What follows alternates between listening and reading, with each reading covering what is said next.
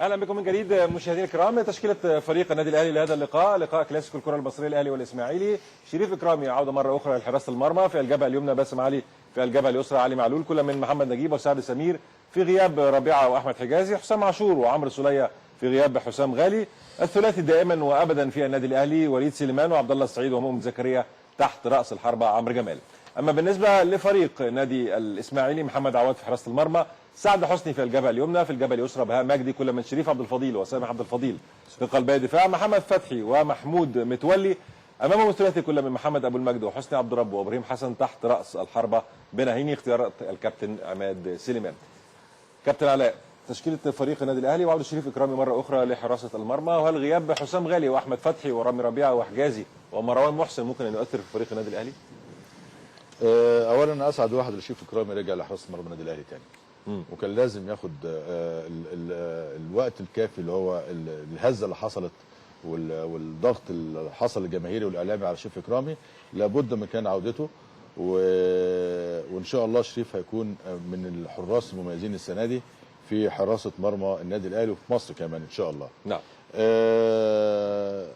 مروان محسن، بالنسبه لمروان محسن نبتديها من قدام لورا كده، اعتقدش ان هو غيابه هيكون ليه تاثير على النادي الاهلي، لان مروان الفتره اللي فاتت ما لعبش كتير مع النادي الاهلي، ادي حاجه. الحاجه الثانيه لسه ما دخلش في انسجام قوي في اداء النادي الاهلي. نعم. وفي يعني اقناعه للجماهير لسه. يعني ممكن من اللعيبه اللي هو هتاخد وقت شويه لغايه لما يخش في مود المباريات مع النادي الاهلي.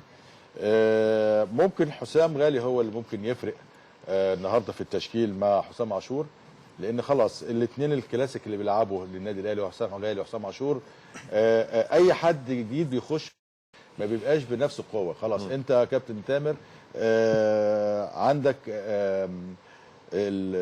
نظام كلاسيك في النادي الاهلي، وهو ده اللي ممتع جماهيره. لما بتجيب حته مودرن في النص ما بتعرفش تحطها فين، زي العفش بتاع البيت عندك بيبقى مش عارف تحطها فين. فالاثنين كلاسيك، حسام وحسام، اي حد بيغيب فيهم، اي حد مودرن معاهم بيجي ما بيعرفش يخش هذه المنظومه. نجيب، سعد سمير، رامي ربيعه، احمد حجازي، كلهم واحد.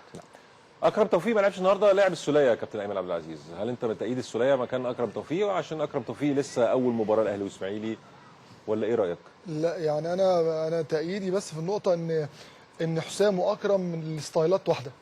حسام عاشور واكرم توفيق بالظبط. الستايلات في ان انت بتلعب يعني مدافع فانت محتاج دايما في قلب الملعب ان انت يبقى عندك حد زي البلاي ميكر يعرف يستلم من استردباكات وتعرف تسند عليه، ويبقى حاله وصل بين عبد الله ومؤمن، بدل ما تهلك عبد الله في انه يرجع يستلم كل كره من وسط الملعب، فيبقى بيبذل مجهود زياده عشان يعرف يوصل للفراوده.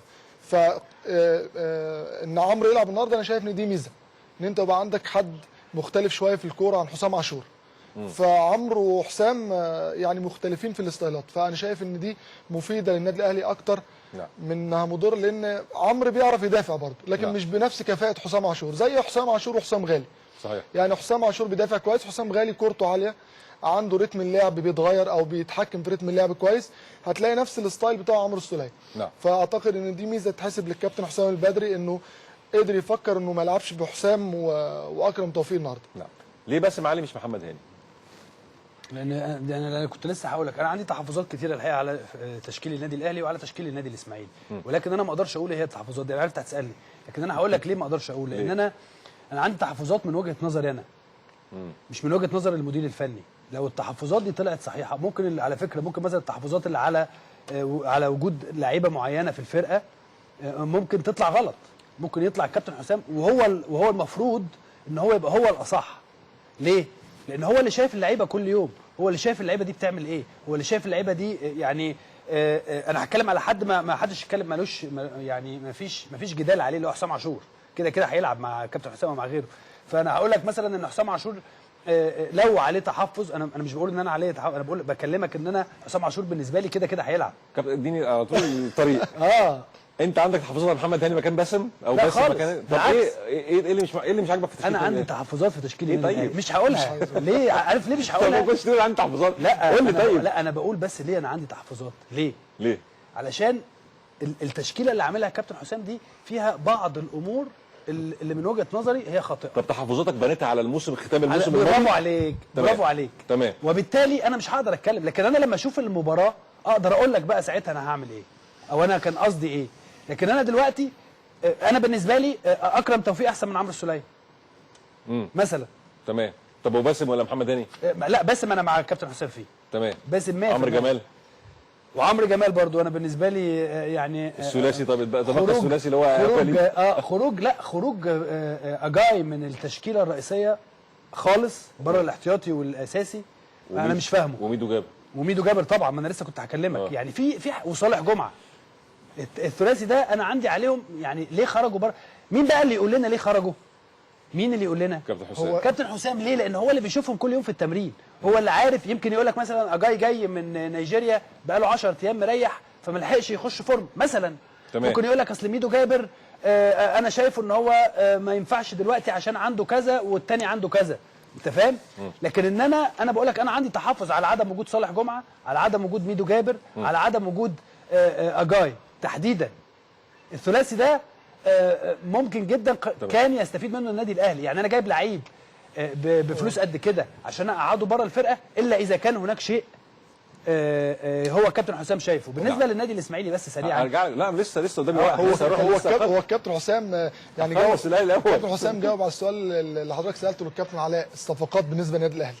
هو جاوب اعتقد ان هو يعني جاي مطلع جاي بره ومطلع ميدو بره، فاعتقد ان هو رد على السؤال بتاع الصفقات اللي كانت مفيده او لا. كابتن علاء. كابتن علاء، جمهور النادي الاهلي بيقول لو ما فيش غير مؤمن وعبد الله ووليد هم الثلاثه اللي موجودين دايما وابدا هم يلعبوا، هم دول الاساسيين، مع ان اعمار السن او معدل اعمار اللاعبين في النادي الاهلي اصبحت كبيره شويه فوق 30 سنه. لان الثلاثه دول هم اللي بيكسبوا النادي الاهلي. مفيش راس حربه في النادي الاهلي بيكسبه، اللي بيكسبهم هم الثلاثه اللي تحت. كان رمضان صبحي، كان عندك اجاي، كان عندك ميدو جابر، كان عندك صالح جمعه، عندك كريم نيدفيد على دكه البدلاء، عندك مفيش. تاني مفيش تاني. انا بقول لك ايه، النادي الاهلي كلاسيكي. فاي حته مدرن تخش في النص مش يعني هو يعني هم هيفضلوا يلعبوا بالتشكيله ده. هو كده هو الثلاثه دول كان معاهم رابع رمضان صبحي، رمضان مشي، اتفضل الثلاثه دول. طب مين ده مين اللي يخش الى ان يثبت العكس؟ حتى السنه اللي فاتت كابتن معلش في النقطه دي تحديدا. النادي الاهلي كان بيلعب بطريقه كلاسيكيه لمده 10 سنين مع مانويل جوزيه 3-4-3. كابتن حسام البدري لسه هتكلم في الطريقه دي. طب خلاص. لا اتفضل كمل. وما كانوش يعني كان بيلعب اسلام على طول، ما حدش كان بيعترض. ما انا برد على ثانيه واحده. ثانيه واحده. وبعدين جه كابتن حسام البدري في 2011 2012 اول ولايه ليه يعني كان مغير طريقه اللعب خالص ل 4-4-2 وكسب بيها بطوله افريقيا. فبالتالي ما هو لازم الجرأه اللي تخليني ان انا ومعايا، واذا كان معايا انا كمدير فني فاكر ان انا كان معايا مجموعه لعيبه، او انا متخيل ان انا معايا مجموعه لعيبه، وكابتن حسام كان معايا قريب وقال لي ان لا انا معايا مجموعه لعيبه جيده جدا. اذا الكابتن حسام وانا لما كنت بسال مثلا الكابتن حسام ليه يبقى مدير فني، لانه دايما اللي كان بيجي في دماغي يا كابتن تامر يا كابتن علاء ايه اللي انا بقول لحضرتك ده، ان هو غير طريقه لعب النادي الاهلي. انا كنت زي حضرتك كده من طريقه 3-4-3 اللي هي الكلاسيكيه، واللي هو عماد تيجي له الكره يديها لشادي، وشادي يديها لوائل، وائل يديها لجilberto، جilberto يديها لاسلام، واسلام يديها. هي دي طريقه اللعب اللي كان بيلعب بيها النادي الاهلي وبيكسب بيها كل البطولات. جه الكابتن حسام البدري غير هذه الطريقه تماما وراح خد بطوله افريقيا.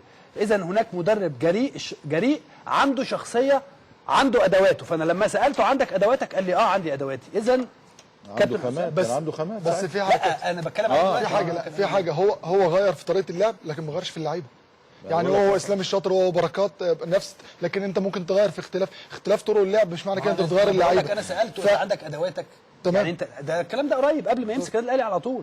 سالته قلت له انت عندك ادواتك؟ قال لي عندي ادواتي، وفريق النادي الاهلي واحد من افضل فريق في مصر. هو قال لي كده تمام. بس ممكن ما تبقاش في البدايات، لان اعتقد ممكن ان اللي سايد في النادي الاهلي دلوقتي ان في حاله بتبقى دايما من الخوف من الحساب، ان النادي الاهلي بقى له فتره مثلا البطولات مثلا بتخسر مثلا كاس او بطوله افريقيا، بتكسب دوري، فهم كانوا متعودين مثلا ان هم يكسبوا دوري او كاس، فدلوقتي في خوف من الحساب.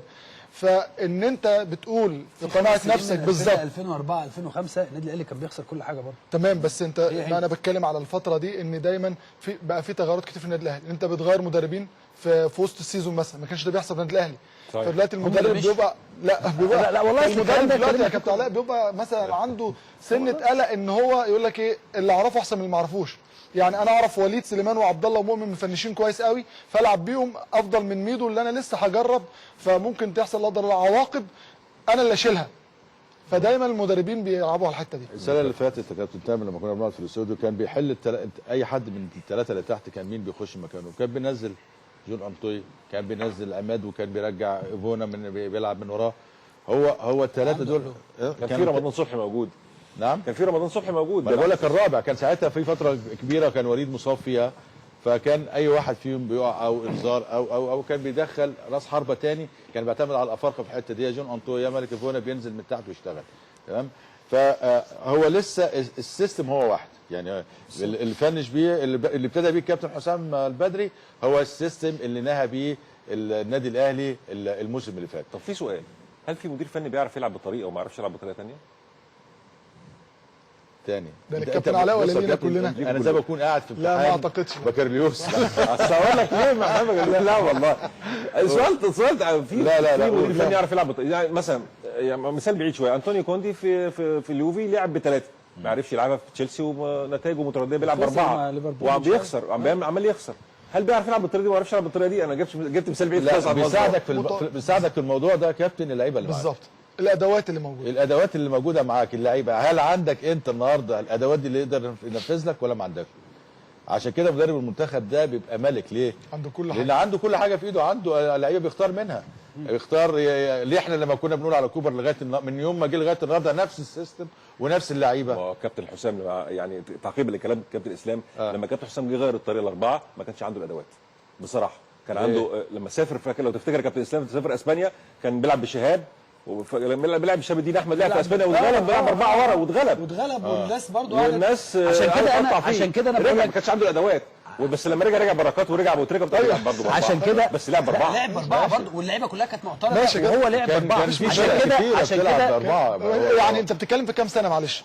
في 10 سنين. لا انت بتتكلم في تغيير السيستم. مستر مانويل كان بيلعب 10 سنين وبعدين 2002 سنه كام بقى يجي كابتن حسام غير؟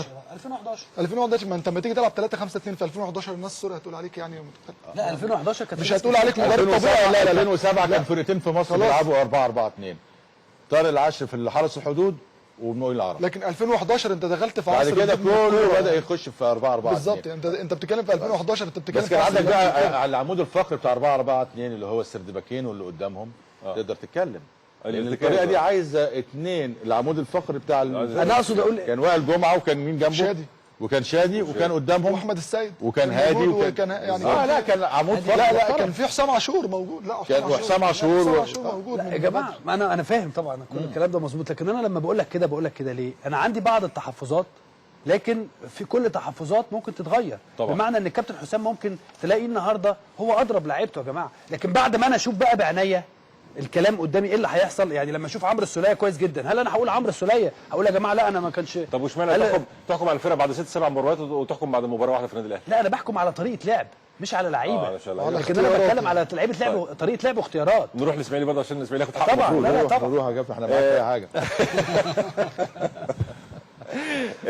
لان فاضل لي 5 دقائق طبعا في النادي الاسماعيلي. شريف عبد الفضيل، سامح عبد الفضيل، انتدابات جديده بالنسبه للنادي الاسماعيلي. حسني عبد ربه بيلعب قدام محمد فتحي ومحمود متولي، ودي الطريقه اللي دايما وابدا ما بيحبهاش حسني عبد ربه، ان هو يبقى يعني قدام الكوره ولازم يبقى تحت الكوره. ما يعني ده على الورق يا كابتن، ده على الورق. لسه هنشوف في المباراه مكانه فين حسني عبد ربه. ادام ابتدى بيه الكابتن عماد سليمان، كابتن عماد سليمان هادي قوي، ممكن يكون قاعد مع حسني واتكلم معاه وشاف ايه اللي كان مثلا سلبيات الفتره اللي فاتت اكيد يعني تمام. فممكن حسني فعلا يلعب في نص الملعب وما يكونش بيلعب، لكن ده على الورق اللي احنا شايفينه، لكن مش قادرين نشوف في الملعب نقدر نحكم بعد الشوط الاولاني احنا اللي هنشوفه. جبهه سعد حسني ومحمد ابو المجد كان في الموسم الماضي بيلعب بطارق جبريل او طارق جبرين كان متواجد، النهارده قعد على حساب محمد ابو المجد. انا محمد المجد لعب كويس قوي على فكره، بس الفكره كلها ان محمد ميزته كلها ان هو كان بيلعب باك رايت، في المقصه، لما صحيح. اتنقل من المقصه الاسماعيلي كان على اساس ان هو بيلعب باك رايت، لكن هو الاختلاف الوحيد اللي هيبقى النهارده ان اعتقد ان ابو المجد مش هيلعب في الثلاثه اللي قدام زي ما بيلعبوا، هم هيلعبوا ثلاثه في قلب الملعب، محمد فتحي ومحمود متولي ومحمد ابو المجد هيلعب ثالث في نص الملعب، وهيلعب حسني زي ما بيلعب. تعقيبا على كلام حضرتك، انت لو بتسالني عن حسني الافيد ليه دلوقتي ان هو يلعب هنا. يعني بدنيا. افيد له بدنيا. بالظبط، برافو عليك. تمام. افيد له دلوقتي ان هو يلعب هنا، واحسن له بالظبط ان انت مجهودك البدني هيساعدك قوي ان انت على الاقل انت راجل شويت كويس، انت راجل بصير كويس، فالمسافه اللي انت بتلعب فيها كل ما قلت كل ما انتاجك هيبقى مفيد او ازيد. صحيح. فالافضل لحسني المكان ده. التغييره الوحيده لامبرد في اخر ايام بالظبط، التغييره الوحيده اللي هتبقى في ابو المجد ان هو هيلعب في الثلاثه بتوع قلب الملعب. في العلاء معلول. هو طبيعي كده، هو ده طبيعي ان انت تلعب وانت بتلعب النادي الاهلي، الطبيعي ان انت تلعب ثلاثه في نص الملعب. هو لا الطبيعي في اللعبه دي ايه يا كابتن ايمن؟ ان هو بيلعب باثنين باكين رايت ناحيه بالظبط. اليمين. دي مين؟ ليه هو بيعملها ليه؟ لان هو شايف ان مؤمن وعلي على الرغم كويسين. على الرغم من سوء مستواه في الفتره الاخيره، ولكن عارف ان مؤمن يقدر يجيب جون في اي وقت. علي معلول علي بيهاجم عامل كتير. مباراه أيوة. جامده جدا مع عنده منتخب. انطلاقات من تحت كويسة. بيتحرك كويس. لا، فاكر وعامل- لما قلنا علي معلول يلعب في نص الملعب وهو صبري رحيل هو هيعملوا صبري. جبهه كويسه قوي. بالظبط هو كده. النهارده كابتن عماد عملها في الجنب اليمين عنده. بس لعب ورا، علي بيلعب ورا بالظبط كده. علي ميزته ورا بالظبط. علي مع المنتخب تونس عمل مباراه جامده جدا المباراه الاخيره. فانا اقول لك ان هو ممكن يكون بيلعب بسعد ومحمد ابو المجد الاثنين لايقاف خطوره ان النادي الاهلي بالظبط. بيعتمد على ايه. كابتن علاء قال كلمه كويسه قوي ان هي طريقه كلاسيكيه بالفعل، طريقه ان النادي الاهلي بيلعب على الاطراف على الاطراف على الاطراف. فانت كل ما هتقفل الاطراف كل ما هيبقى بالنسبه لك كويس جدا. كل ما هتمسك عبد الله السعيد وتقرب منه، مش تمسكه مان، مفيش حاجه اسمها مان دلوقتي، تقرب منه وتخليه تمنعه من ان هو يعمل ثرو باسز. ممكن يعمل كره واحده في الماتش يجيب لك جون وشكرا. نعم. انت مش عايز حاجه من عبد الله السعيد غير كده، خلي بالك. وبالتالي فانا شايف ان سعد حسني ومحمد ابو المجد الاثنين دول ناحيه اليمين هيعملوا مشكله، او هيقفلوا كويس جدا على علي مشكلة معلول. هجوميه للنادي الاهلي. مشكله هجوميه بالظبط. وخلي بالك هو لاعب اثنين ليه؟ لان لازم دايما هو مؤمن زكريا ميزته في القطع للداخل، ان هو بيعرف يجيب جون يقطع. اللي هي الكلام اللي كان الكابتن علاء بيقوله السنه اللي فاتت ان مؤمن بالنسبه له وحش كويس لازم يلعب لانه بيقطع اللي جوه يجيب جون. صحيح. فلما مؤمن يقطع اللي جوه هيخش معاه مين؟ سعد حسني. فهيبقى الحته الشمال اللي هي يمين النادي الاهلي يمين النادي الاسماعيلي كلها فاضيه. نعم. فمين اللي يرجع فيها؟ ابو المجد. ابو المجد، وده مكانه اساسا. فبالتالي هو الكابتن عماد سليمان قافل على الناحيه الشمال اللي هي المشكله الكبيره اللي بالنسبه ولازم اقفل عليك ورحمه الله. طبعا انا سكت خلاص. مشاهدينا الكرام، نذهب سريعا نشاهد الشوط الاول من هذه المباراه، الاهلي والاسماعيلي مع الزميل العزيز محمد عفيفي. لك الكلمه في هذا اللقاء، ونتمنى ان نشاهد مباراه ممتعه بين الاهلي والاسماعيلي، كلاسيكو الكره المصريه.